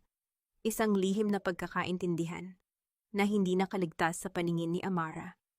Rafael, Amara, you have to trust me. Wika ni Celine, ang kanyang boses ay tila isang anghel. Hindi ko alam ang nangyayari rito, pero dapat nating lutasin ito sa loob ng kumpanya. Huwag tayong gumawa ng eksena. Ngunit sa mga mata ni Amara, si Celine ay isa ng ahas na nagtatago sa damuhan. Alam na niya kung sino ang tunay na kalaban. Rafael, huwag mo siyang paniwalaan, sigaw ni Amara. Sila ni Brenda ang magkasabwat. Sila ang nag-frame up sa akin at sa nanay ko. Ngunit huli na ang lahat. Sa pagkabigla ni Rafael, sinamantala ni na Brenda at Celine ang pagkakataon. Isang lalaki ang mabilis na lumapit kay Rafael at agad itong sinuntok sa sikmura. Ang binata ay napasigaw sa sakit at bumagsak sa sahig. Pinilit pa nitong lumaban, ngunit mabilis siyang pinusasan ng isa pang lalaki. Rafael, sigaw ni Amara, pilit na kumakawala mula sa hawak ng isa sa mga lalaki. Ngunit wala siyang nagawa. Habang nakaupo sa sahig si Rafael, ang mga mata niya ay nagpapakita ng labis na pagkabigo at kalungkutan. Bitawan niyo ako, hindi niyo ako pwedeng gawing ganito, sigaw ni Amara. Oh, Amara, hindi mo ba nauunawaan? Wala kang magagawa, walang maniniwala sa iyo. Ang mga mahihirap ay laging mahihirap, tawa ni Brenda. Dinala ka pa sa mga Aragon, pero wala ka pa ring silbi. Gusto mo bang sumama sa kapatid mo sa ospital? O mas gusto mong matulog sa selda? Ikaw ang sisisihin namin sa pagkalat ng mga peking papeles. At ang mga papeles na iyan ay magiging ebidensya laban sa iyo. Wika ni Celine, ang kanyang mukha ay ngayon ay puno na ng kasamaan na hindi na kailangang itago. Sorry, Amara, but this is business, and in business only the strong survive. Habang pinipilit na ikulong si Amara sa likod ng itim na van, nagpupumiglas siya, ang kanyang mga mata ay nakatingin kay Rafael. Ngunit walang magawa ang binata kundi ang umihip ng hangin, ang kanyang mga kamao ay nakakuyom, ang kanyang puso ay puno ng matinding galit. Sa loob ng van, naramdaman ni Amara ang pagtawa ni na Brenda at Celine. Ang kanilang boses ay tila mga demonyo na nagtatago sa dilim. Ngunit sa gitna ng kanyang pagluha at takot, isang kislap ng apoy ang umusbong sa kanyang dibdib. Hindi siya susuko. Hindi niya hahayaang manalo ang mga demonyong ito. Nang makalayo ang van, si Rafael ay nanatili sa sahig, ang kanyang puso ay dinudurog ng galit at pagsisisi. Amara, bulong niya, ang kanyang tinig ay puno ng pangako. Hindi ako papayag na saktan ka nila. Babawiin ko ang lahat ng kinuha nila sa iyo, ngunit paano niya gagawin iyon? Si Doña Felicidad ay may sakit, si Amara ay nakakulong, at ang pamilya Aragon ay unti-unti nang ginugulo ng mga taong pinagkakatiwalaan niya. Ang pinakamasarap na ginto sa buong Manila ay unti-unti nang binabalot ng dilim na hindi niya inaasahan. Ang malamig at basang semento ng isang inabandonang bodega ang sumalubong sa katawan ni Amara nang pilit siyang ihagis ng mga tauhan ni Brenda. Ang amoy ng kalawang at alikabok ay nakakasakal, Ngunit mas nakakasakal ang presensya ni Brenda, na ngayon ay nakatayo sa kanyang harapan hawak ang isang papel at ballpen. Pirmahan mo ito, Amara Pata, malamig na utos ni Brenda. Isang pag-amin na ikaw ang nagnakaw ng pondo ng kumpanya. Kapag pinirmahan mo ito, sisiguraduhin kong mananatiling nakasaksak ang life support ng kapatid mo sa ospital. Kapag hindi, alam mo na ang mangyayari. Ang bawat salita ay tila patalim na nakatutok sa lalamunan ni Amara. Sa loob-loob niya, gusto niyang sumigaw, gusto niyang umiyak, at magmakaawa para sa buhay ni Junjun. Ngunit nang ibaba niya ang kanyang paningin sa papel na puno ng kasinungalingan, naalala niya ang mga salita ng kanyang ina at ang huling habilin ni Doña Felicidad. Ang dangal ng isang mahirap ay hindi kailanman dapat ipagbili. Dahan-dahang nag-angat ng tingin si Amara. Wala na ang mga luha sa kanyang mga mata. Pinalitan ito ng isang nag-aapoy na paninindigan. Kahit patayin niyo ako rito, Brenda, hindi ko pipirmahan ang kasinungalingan niyo. Ang katotohanan ay lilitaw at lilitaw. At kapag nangyari iyon, wala kayong mapagtataguan. Isang malakas na sampal ang dumapo sa pisngi ni Amara, ngunit hindi siya natinag. Tiningnan niya lamang si Brenda ng may labis na awa-awa para sa isang taong kinain na ng sariling kasakiman. Sa kabilang banda sa basement ng Aragon Prime Properties, pilit na itinatayo ni Rafael ang kanyang sarili. Ang sakit sa kanyang sikmura ay walang sinabi sa sakit na nararamdaman ng kanyang puso.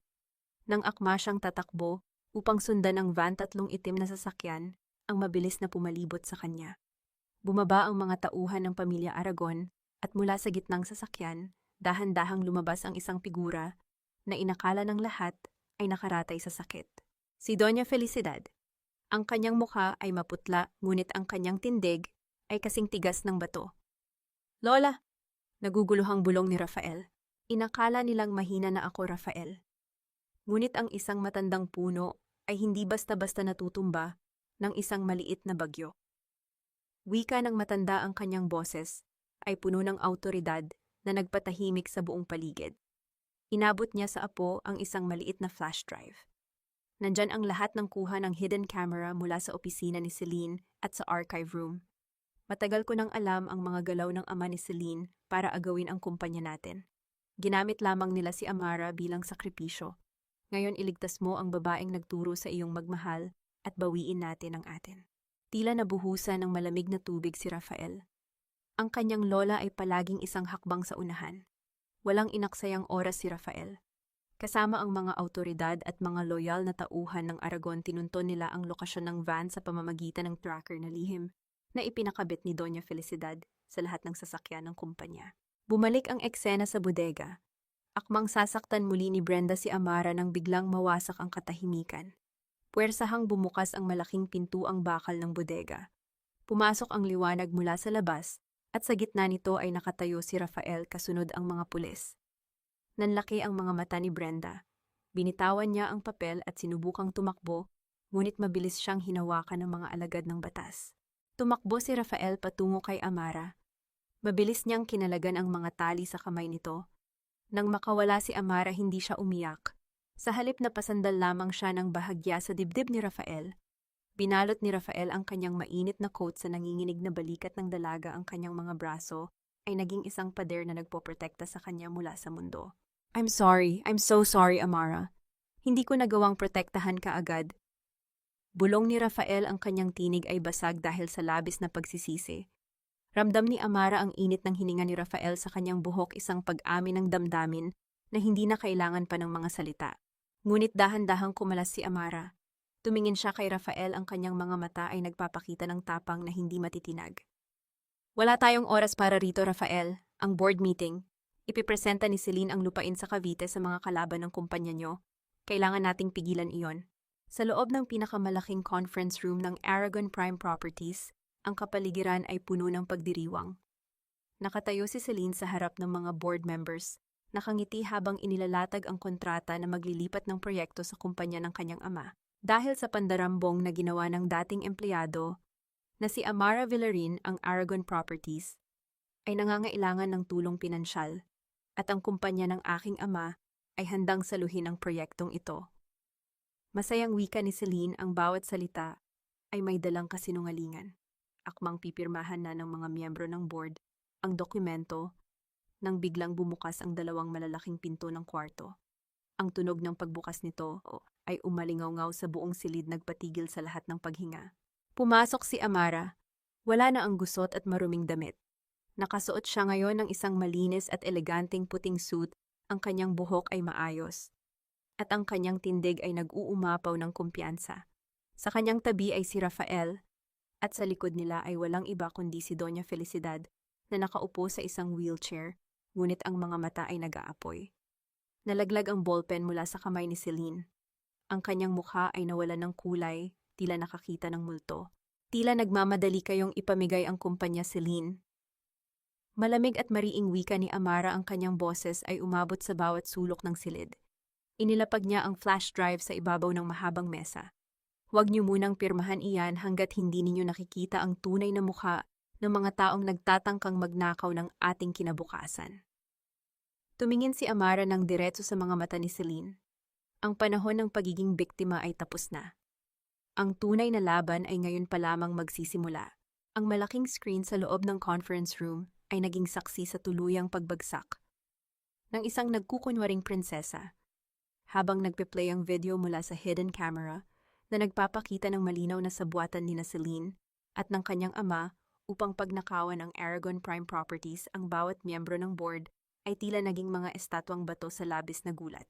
Namumutla si Celine. Ang kanyang mamahaling kolorete ay hindi na sapat upang itago ang takot na gumagapang sa kanyang mukha. Ngunit dahil nakasanayan na niyang paikutin ang mundo sa kanyang mga kamay, pinilit niyang tumayo at magtaas ng boses. "This is absurd. Fake news, isang malaking paninira." Sigaw ni Celine, pilit na inilalayo ang atensyon sa katotohanan. Tumingin siya kay Rafael, ang kanyang mga mata ay pilit na nagmamakaawa ngunit puno ng manipulasyon. "Rafael, darling, maniniwala ka ba sa isang basurang sales girl kaysa sa akin? Ginagawa ko ito para sa atin. The company was failing because of your grandmother's outdated charities.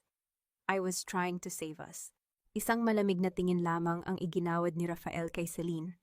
Ang lalaking minsan ay nabulag ng kasunduan sa negosyo ay tuluyan ng nagising. Dahan-dahang lumapit si Rafael sa harapan, ng kanyang bawat hakbang ay nagdadala ng pinal na hatol. "Hindi mo inililigtas ang kumpanya, Celine. Sinisira mo ang natitirang dangal ng pamilya ko at muntik mo nang patayin ang mga inosenteng tao para sa kasakiman mo," mariing wika ni Rafael. Kinuha niya ang dokumento ng marriage contract at mga business agreements mula sa mesa at walang alinlangang pinunit ang mga ito sa harap ng lahat. "It's over. Wala nang kasal na magaganap. At sisiguraduhin ko na ang pamilya Villar ay hindi na makakatapak pa sa industriyang ito." Eksaktong pagkatapos ng mga salitang iyon, pumasok ang mga pulis sa loob ng conference room. Nagsimulang magwala si Celine nang hawakan siya ng mga awtoridad. Ang kanyang magagarang damit ay nag-usot, at ang kanyang tinig ay naging isang matinis na alingaw-ngaw ng desperasyon. "You will pay for this, Rafael. You are nothing without me. At ikaw, Amara, babalik ka rin sa imburnal na pinanggalingan mo." Hindi sumagot si Amara. Nanatili siyang nakatayo, ang kanyang tindig ay tahimik, ngunit puno ng kapangyarihan. Pinanood niyang ilabas si Celine. Ang huling pahina ng kabuktutan sa opisina ay tuluyan ng naisara. Kinagabihan sa loob ng presinto kung saan inaasikaso ni na Amara at Rafael ang mga formal na reklamo, isang pamilyar na boses ang pumunit sa katahimikan ng pasilyo. Nakakulong si Brenda sa likod ng malamig na rehas. Wala na ang kanyang matataas na takong, wala na ang kanyang mapagmataas na ngisi. Ang kanyang buhok ay magulo at ang kanyang mukha ay basang-basa ng luha. Nang makita niya si Amara na naglalakad palapit kasama si Rafael, mabilis siyang kumapit sa mga bakal ng selda. "Amara, Amara, please." Hagulgol ni Brenda, ang kanyang tinig ay puno ng desperasyon. "Maawa ka sa akin. Inutusan lang ako ni Celine, binantaan niya ako na tatanggalin sa trabaho kapag hindi ako sumunod. Pareho tayong galing sa probinsya, di ba? Pareho lang tayong gustong mabuhay. Patawarin mo na ako, parang awa mo na. Iurong mo na ang kaso." Tiningnan ni Amara ang babaeng naging dahilan ng kanyang labis na pagdurusa. Nakita niya ang isang taong ginamit ang sariling kahirapan bilang dahilan para mang-apak ng iba. Ang gaslighting at pagmamakaawa ni Brenda ay tila mga huling patak ng lason na hindi natatalab sa kanya. Lumapit si Amara sa rehas, ang kanyang mukha ay kalmado ngunit ang kanyang mga mata ay nagtataglay ng yelo. Nung tinapon mo ang mga gamit ko sa ulan, naisip mo ba kung paano ako mabubuhay? Nung tinapakan mo ang dangal ng nanay ko at muntik mo nang ipapatay ang kapatid ko, may awa ba sa puso mo? Pabulong ngunit mading tanong ni Amara. Bawat salita ay tumatagos sa kaluluwa ng kanyang kaharap. Sorry na. Nagkamali ako? Nanginginig na sagot ni Brenda unti-unting napapaluhod sa semento. Hindi nagbago ang ekspresyon ni Amara. Hindi ka humihingi ng tawad dahil nagsisisi ka, Brenda. Humihingi ka ng tawad dahil nahuli ka. Ang patawad ay sa Diyos, ngunit ang hustisya ay sa akin. Tumalikod si Amara, iniwan si Brenda na humahagulgol at sumisigaw sa kawalan ng pag-asa. Ang parusa na iginawad ni Amara ay hindi gawa ng dahas, kundi ang ganap na pagbawi ng kapangyarihang matagal nang ipinagkait sa kanya. Nang makalabas sila ng presinto ang gabi, ay tila naging mas maaliwalas. Naramdaman ni Amara ang pamilyar at mainit na paghawak ni Rafael sa kanyang kamay. Walang halong pagnanasa kundi isang wagas na pagrespeto at pangako ng pag-ibig na napatunayan sa gitna ng bagyo. You were incredibly brave today, malambing na wika ni Rafael habang tinitingnan ang mga mata ng dalaga. Ligtas na ang lahat, Amara. Tapos na ang laban. Isang maliit na ngiti ang sumilay sa mga labi ni Amara, ang unang totoong ngiti niya pagkatapos ng mahabang panahon. Ngunit bago pa man niya matugunan ang mga salita ni Rafael, biglang nag-vibrate ang kanyang cellphone. Isang tawag mula sa ospital. Nang sagutin niya ito, unti-unting naglaho ang ngiti sa kanyang mukha. Ang boses ng doktor sa kabilang linya ay may dalang balita na tila nagpatigil sa ikot ng kanyang mundo. Ang mga kalaban ay nasa kulungan na, ngunit sapat ba iyon kung ang tanging dahilan ng kanyang paglalakbay ay tuluyan ng mawawala sa kanyang mga kamay? Ang mabilis na pagtakbo ng sasakyan ni Rafael sa madilim na kalsada ng Maynila ay tila hindi makahabol sa bilis ng kaba sa dibdib ni Amara. Bawat poste ng ilaw na kanilang nilalampasan ay parang mga anino ng alaala nila ng kapatid na si Junjun. Ang tawag ng doktor ay maikli ngunit sapat na upang durugin ang panandaliang kapayapaan na kanilang natamo. Nag-crash muli ang puso ni Junjun at kailangan na itong isailalim sa emergency operation, isang operation na may 50% tsansa lamang na magtagumpay. Nang makarating sila sa ospital, halos madapa si Amara sa pagmamadali. Sa labas ng operating room, nakita niya si Aling Rosa na nakayuko tahimik na nagdarasal habang hawak ang isang lumang rosaryo. Lumapit si Amara at niyakap ang matanda. Ang mga luha niya ay walang tigil sa pag-agos, hindi na mga luha ng galit, kundi luha ng matinding pagmamakaawa. Panginoon, parang awa niyo na po. Ibinigay ko na po ang lahat ng lakas ko. Huwag niyo lang pong kunin ang kapatid ko. Bulong ni Amara, ang kanyang mukha ay nakasubsob sa kanyang mga kamay. Lumapit si Rafael at tahimik na umupo sa tabi ni Amara. Hindi siya nagsalita, alam niyang walang anumang salita ang makakapawi sa takot ng dalaga. Sa halip, ibinalot niya ang kanyang braso sa nanginginig na balikat ni Amara.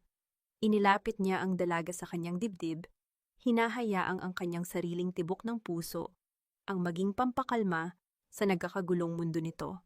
Naramdaman ni Amara ang pamilyar at nakakapanatag na amoy ng pabango ni Rafael, isang amoy na nagpapaalala sa kanya na hindi na siya nag-iisa sa laban na ito. Lumipas ang mga oras na tila mga taon. Ang katahimikan sa pasilyo ay tanging nababasag lamang ng pabulong na pag-uusap ng mga nurse at ng bawat paghinga ni na Rafael at Amara na umaasa sa isang himala. Nang mag-umaga kasabay ng unang sikat ng araw na tumagos sa salamin ng bintana, dahan-dahang bumukas ang pinto ng operating room. Lumabas ang doktor, tanggal ang kanyang maskara, ang kanyang mukha ay pagod ngunit may maliit na ngiti. Naging mahirap ang operasyon ngunit nakayanan ni Junjun. Ligtas na siya, Amara. Kailangan na lang niya ng mahabang pahinga para tuluyang gumaling. Tila gumuho ang lahat ng bigat na daladala ni Amara. Napahagulgol siya sa sobrang tuwa. Sa matinding emosyon, napayakap siya ng mahigpit kay Rafael, isang yakap na puno ng walang hanggang pasasalamat at pagmamahal na matagal na niyang itinatago. Mahigpit siyang niyakap pabalik ni Rafael, ibinaon ang kanyang mukha sa buhok ng dalaga. Inilalabas ang sariling luha ng kaluwagan. Ilang linggo ang lumipas at ang buhay ay tila nag-umpisa ng bagong kabanata. Nagising si Junjun at nagsimula na ang kanyang proseso ng pagpapagaling, palaging binibisita, hindi lang ni Amara kundi pati na rin ni na Rafael at Doña Felicidad. Ang pamilya Aragon at ang isang hamak na probinsyana ay tuluyan ng nagbuklod hindi dahil sa utang na loob, kundi dahil sa tunay na pagmamahal at pagrespeto. Isang hapon sa mismong site sa Cavite, ang lugar na naging sentro ng gulo ay isa na ngayong masiglang lugar. Ang mga pundasyon ng mga bahay para sa mga maralita ay nagsisimula ng maitayo. Hangin mula sa dagat ay malambot na humahaplos sa mukha ni Amara habang siya ay nakatayo sa gitna ng site. Pinagmamasdan ang bawat pamilya na may pag-asa sa kanilang mga mata. Naramdaman niya ang isang mainit na presensya sa kanyang likod. Dumating si Rafael, suot ang kanyang simpleng polo na nagtatago sa yaman ng kanyang pamilya, ngunit mas lumilitaw ang yaman ng kanyang puso. Ang ganda ng nangyayari rito, hindi ba? Malambot na wika ni Rafael, ang kanyang paningin ay nakatutok kay Amara, hindi sa mga gusali. Dahil naniniwala ka sa kanila, Rafael, nakangiting sagot ni Amara, ang kanyang mga mata ay nagpapakita ng isang kapayapaan na matagal na niyang hinahanap. Dahan-dahang hinawakan ni Rafael ang kamay ni Amara, ang kanyang mga daliri ay marahang pumasok sa pagitan ng mga daliri ng dalaga. Tiningnan niya si Amara ng may matinding kaseryosohan at pagmamahal na nakakatunaw ng kahit anong yelo sa mundo. Hindi ko magagawa ito kung hindi dahil sa iyo, Amara. Tinuruan mo akong makita ang mundo ng higit pa sa mga numero at kontrata. Ipinakita mo sa akin na ang tunay na halaga ng isang tao ay nasa kanyang dangal at kakayahang magmahal kahit pa sa gitna ng pagdurusa, wika ni Rafael. Dahan-dahan siyang lumuhod, isang pagkilos na hindi niya kailanman inakala na gagawin niya para sa kahit sino. Inilabas niya ang isang maliit na kahon mula sa kanyang bulsa na naglalaman ng isang simpleng singsing na may disenyo ng sampagita. Hindi ko iniaalok ang yaman ko dahil alam kong hindi iyon ang kailangan mo. Iniaalok ko ang puso ko, ang tahanan ko, at ang pangako na kailanman ay hindi ka naluluha mag-isa. Will you be my home, Amara? Ang mga luha ay muling namuo sa mga mata ni Amara, ngunit sa pagkakataong ito, mga luha iyon ng ganap na kaligayahan. Ang sales girl na pinagkaitan ng dangal, ang anak na iniwang nagluluksa, at ang kapatid na halos mamatay sa pag-aalala, ay ngayon ay nakaharap sa lalaking handang ibigay ang buong mundo sa kanya. O Rafael! Bulong ni Amara, at kasabay ng pag-agos ng kanyang mga luha, ay ang marahang pagsuot ni Rafael ng singsing sa kanyang daliri. Tumayo si Rafael, at dahan-dahang inilapit ang kanyang mukha, at sa ilalim ng asul na kalangitan ng Cavite, ang kanilang unang halik ay tila isang sumpa ng walang hanggang pagmamahal na hinding-hindi na muling masisira. Ngunit ang kwento ba nila ay tuluyan ng tapos?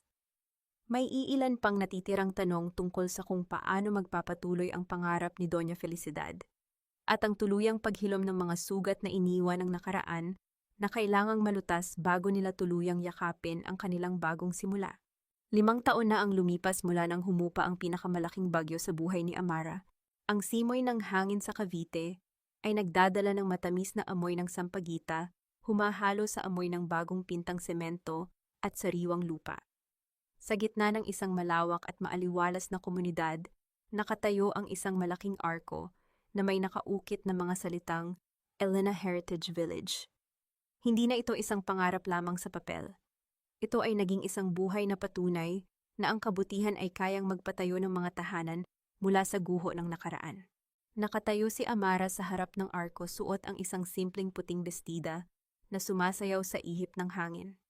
Wala na ang mga bakas ng pagod at takot sa kanyang mukha. Pinalitan ito ng isang maaliwalas na ngiti na nagmumula sa isang pusong tuluyan ng naghilom. Mula sa kanyang likuran, narinig niya ang masiglang halakhak ng isang bata. Tumakbo si Junjun, na ngayon ay isa ng malusog at masiglang binatilyo palapit sa kanya. Wala na ang mga tubo at makina na nakakabit sa katawan nito. Ang tanging dala nito ngayon ay isang bola at ang pangarap na maging isang doktor balang araw. Sa di kalayuan sa ilalim ng silong ng isang malaking puno ng mangga, nakaupo si Doña Felicidad sa kanyang silyang gulong. Maputla na ang buhok ng matanda at mabagal na ang mga kilos, ngunit ang kanyang mga mata ay nagkikislapan sa labis na kapayapaan. Nang lumapit si Amara, dahan-dahang inabot ng Donya ang kamay ng dalaga at ipinatong doon ang isang gintong susi, ang simbolo ng pamumuno sa buong charitable foundation ng Pamilya Aragon. Wala nang kailangang sabihin, ang pagpasa ng tungkulin ay nabalot ng isang tahimik at wagas na pagtitiwala. Lumapit si Rafael, na ngayon ay opisyal ng asawa ni Amara. Inilagay niya ang kanyang mainit na braso sa baywang ng kanyang asawa, at sabay nilang pinanood ang mga pamilyang nag-aayos sa kani-kanilang bagong bahay. Minsan naiisip ko pa rin ang mga nangyari, Rafael. Malambot na wika ni Amara isinasandal ang kanyang ulo sa matipunong balikat ng asawa. Kung hindi ako sinampal at ipinagtabuyan sa butik na iyon, baka hindi ko natagpuan ang daan patungo rito. Hinaplos ni Rafael ang buhok ni Amara. Ganyan gumalaw ang tadhana. Ginagamit nito ang pinakamasakit na pagsubok upang ihanda tayo sa pinakamalaking biyaya. Sa loob ng 5 taon, marami ang nagbago. Sina Celine at Brenda ay patuloy na binubuno ang kanilang sentensya sa loob ng malamig na rehas ng bilangguan. Minsan ay dinalaw sila ni Amara, hindi upang magyabang, kundi upang tapusin ang ugnayan ng nakaraan. Nang makita niya ang kalunos-lunos na kalagayan ng mga taong umapi sa kanya, walang naramdamang tuwa si Amara. Natutunan niyang ang tunay na pagpapatawad ay hindi ang paglimot sa kasalanan o pag-urong sa hustisya. Pinatawad niya ang mga ito sa kanyang puso upang palayain ang kanyang sarili mula sa kadena ng galit. Ipinagdasal niya ang kanilang pagbabago, ngunit hinayaan niyang batas at panahon ang magturo sa kanila ng leksyon. Umakyat si Amara sa maliit na entablado upang magbigay ng maikling mensahe sa mga bagong residente ng komunidad. Ang mga taong nakikinig sa kanya ay mga taong minsan ding nawalan ng pag-asa, mga taong hinusgahan dahil sa kanilang manipis na tsinelas at tagping damit. Noong bata ako, tinuruan ako ng nanay ko na ang dangal ay hindi kailanman nasusukat sa kintab ng ating sapatos o sa tatak ng ating mga damit. Panimula ni Amara, ang kanyang boses ay malinaw at tumatagos sa puso ng bawat nakikinig. Dahan-dahan niyang hinawakan ang maliit na krus sa kanyang leeg, ang alaala ng ina na naging tanglaw niya sa dilim. Sa mundong palaging naghahanap ng yaman, madaling manliit. Madaling isipin na dahil mahirap tayo, wala tayong karapatang magsalita o lumaban. Ngunit ang totoo, ang pinakamalaking yaman na pwede nating bitbitin ay ang isang pusong malinis at walang tinatapakang tao. Patuloy tayong maging mabuti kahit na ang mundo ay malupit. Dahil sa huli ang kabutihan ay laging namumunga ng pag-asa. Huwag kayong mahihiyang maging mahirap-mahiya kayo kung nabubuhay kayo sa pandaraya. Nagpalakpakan ang mga tao, ang iba ay palihim na nagpupunas ng luha. Naramdaman nila ang sinseridad sa bawat salita ng babaeng minsang naging tulad nila at ngayon ay naging boses nila. Nang matapos ang programa at unti-unting nagpula ang kalangitan dahil sa paglubog ng araw na iwang mag-isa sina Amara at Rafael sa gitna ng tahimik na parke ng komunidad. Humarap si Rafael sa kanyang asawa, tinitigan ang mukha nitong kumikinang sa ilalim ng ginintuang liwanag. You have healed so many people, Amara. Lalo na ako. Bulong ni Rafael bago marahang idinampi ang kanyang mga labi sa noo ng dalaga. Ikaw ang pinakamagandang nangyari sa buhay ko. Tumingala si Amara at tiningnan ang lalaking minsan ay naging simbolo ng kanyang takot, ngunit ngayon ay naging sandigan ng kanyang kapayapaan. Mahigpit niyang hinawakan ang kamay ni Rafael. Ang buhay ay tila isang bagyo, ngunit natutunan ni Amara na hindi kailangang matakot sa ulan. Dahil pagkatapos ng pinakamalakas na kulog at pinakamalupit na kidlat, palaging may sisibol na bulaklak. Katulad ng sampagita, kahit nakatanim sa putik, kahit hampasin ng hangin ang bango nito, ay mananatiling wagas at hindi kailanman mananakaw.